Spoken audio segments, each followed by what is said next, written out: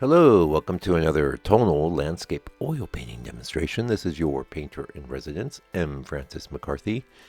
And the painting I'm bringing you today is called Riffing on Eaton. That would be Charles Warren Eaton. It's a 6x8, and I did this not that long ago. We're talking June.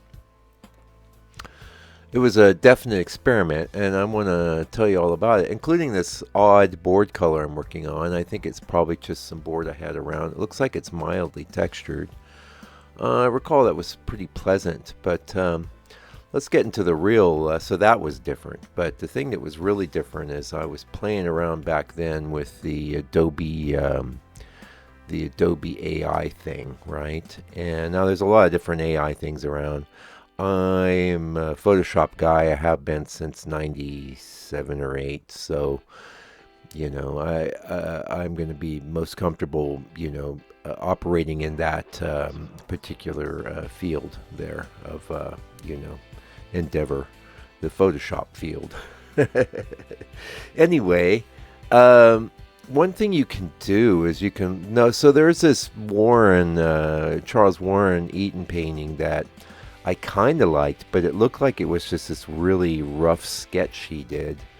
I liked the tones in it and the basic composition, but as far as actual landscape elements, everything had been painted with this giant brush. So what I did is, you may or may not be aware of this, but when you load an image into the old Photoshop, you can obviously you can transform it with the AI, and it will just, if you have a selection that's 100%. I know most of you don't care about this, so I won't spend much time on it, but it'll completely transform it. But however, now if you put a selection on that's just got a certain amount of opacity, it will make decisions informed on the image below.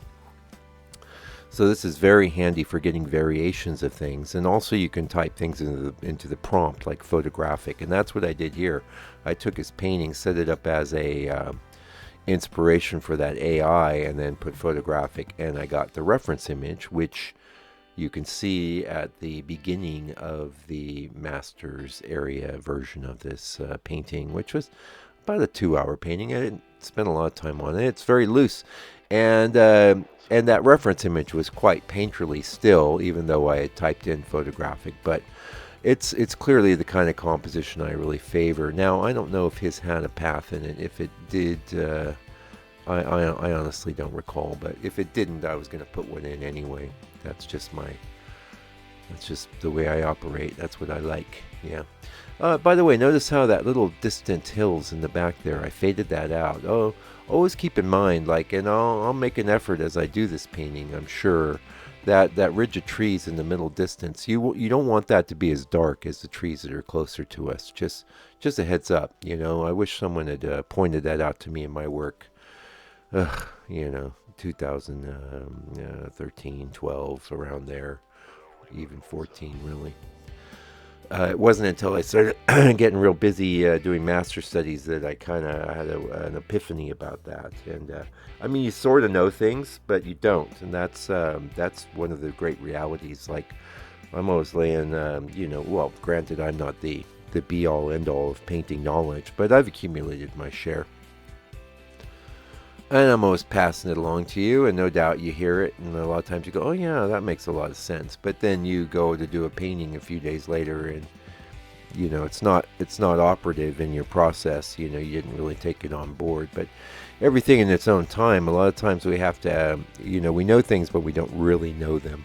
That's one of the reasons why I'm always stressing the importance of making as many paintings as you can. Not getting too attached to any individual painting.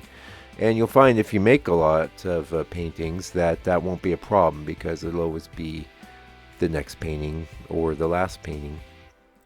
But you're not too concerned about paintings you did earlier in the year. This painting it's in a gallery right now, I think.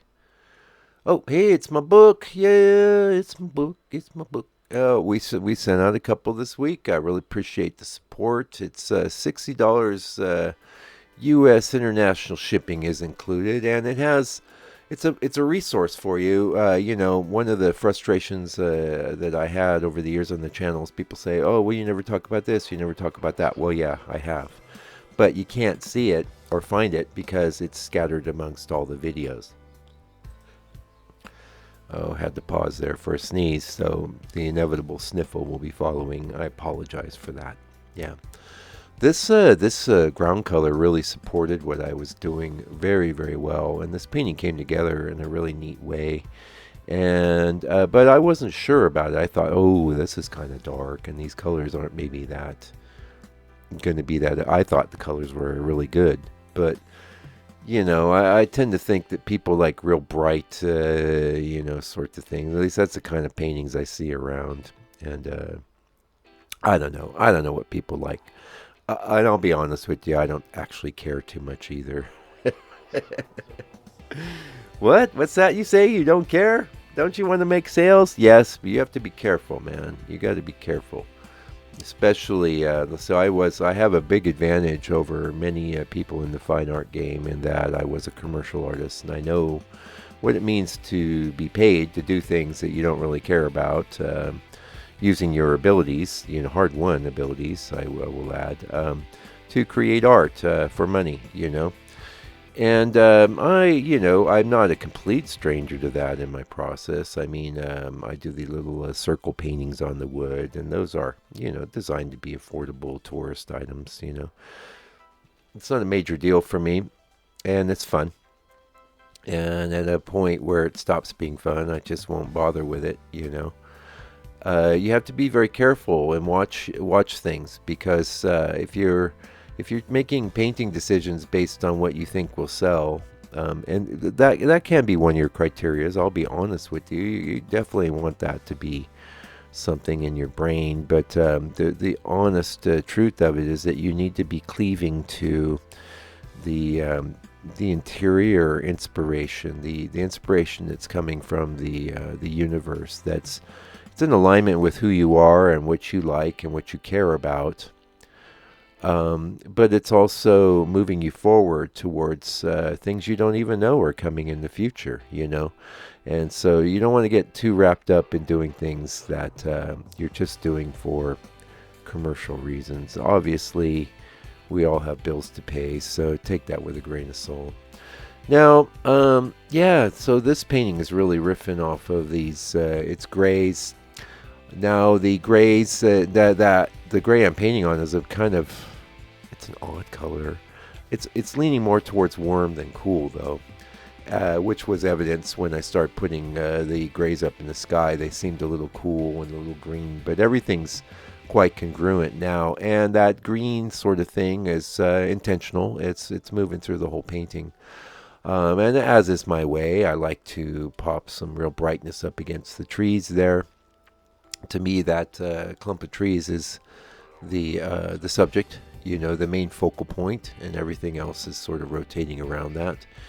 And one of the best ways to emphasize where you think people's attention should go is with contrast. So, and I've talked about this on the channel, but we're always getting new people, so, and you know, I don't mind repeating myself. Yeah, where the darkest dark meets the lightest light, that's going to be the point of the most interest. And that should be a decision you're making. You know, don't let your reference drive you around, okay?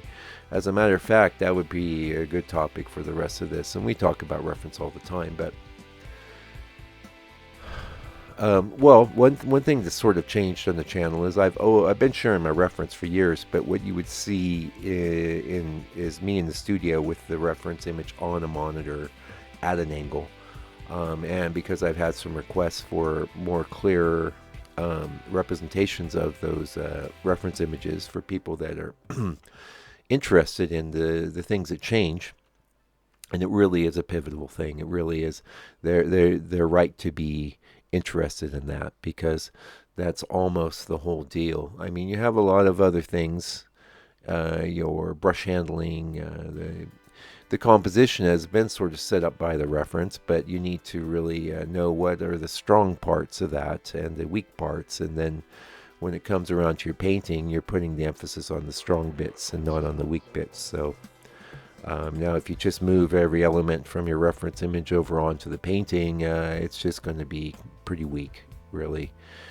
You might get lucky. Sometimes your reference photo is, it's all there. Everything's great. And in a case like that, yeah, not a problem to just recreate it in paint, which is what you're doing, and ain't nothing wrong with that. That's how I started painting, I'll be honest with you. In fact, if you want to see that, just go to my my website and go to the blog tab and go to the oldest blog. It's right there. I'm sharing my journey from 2009, 10, 11, or whatever.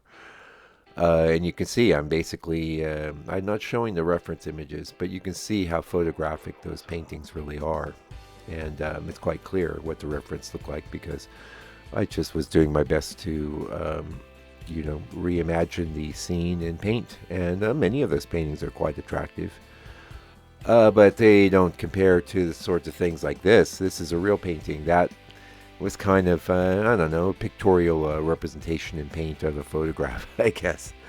And I've had people that absolutely loved that period in my work and collected those paintings. And even more so once I decided to bail on that and start going in a direction of tonal painting.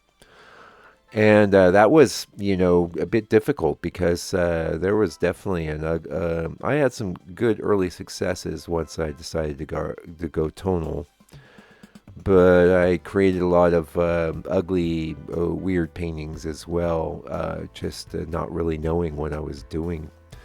And you should not hesitate to getting back to what we were saying earlier.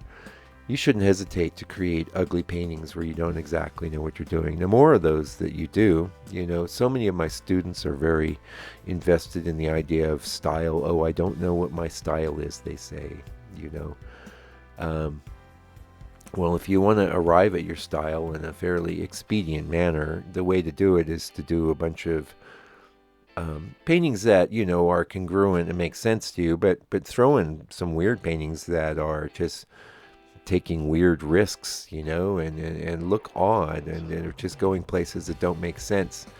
The more of that you do, the greater the odds that you'll come up with a style that is unique and represents you as the unique individual person that you are. And there's no one else that's ever going to be even remotely similar to you.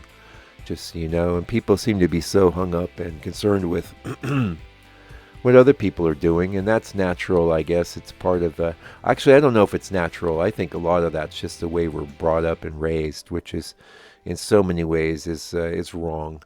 Too much emphasis is put on the ego and the I'm trust me, I'm a rugged individualist, but too much emphasis is put on the ego and your own special thises and that's and whatnot. A greater emphasis should be put on trying to find a focus on the center.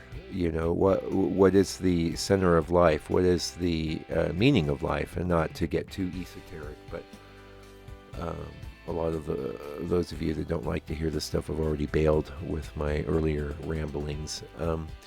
That should be the thing you're striving for. That should be the thing that's going to be coming through your art. It's not just you and your personality, but it's how you and your personality relate to everything else that's in existence. And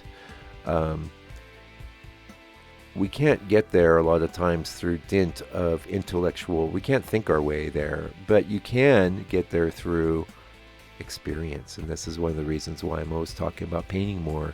And today I just talked about doing paintings that you maybe aren't going to be that great, but you're just trying things out. You're experimenting. Heck, do a painting and say, I'm going to do this whole painting with this 1-inch brush.